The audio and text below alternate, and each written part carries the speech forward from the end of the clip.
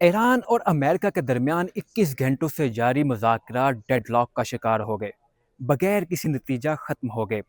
J D Venice American نائب صدر امریکہ کے لیے روانہ ہو گئے۔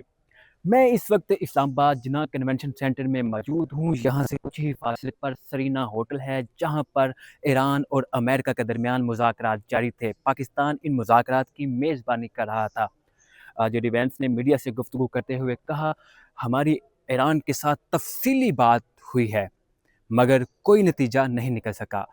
جے ڈی وینس نے مزید کہا کہ ہم نے اپنی شرائط ایران کے سامنے رکھ دی ہیں۔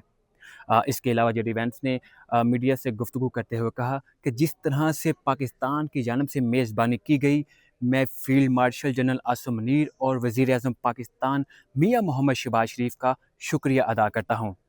ابھی اطلاعات مل رہی ہیں کہ امریکن وفد جو ہے وہ امریکہ کے لیے روانہ ہو چکا ہے۔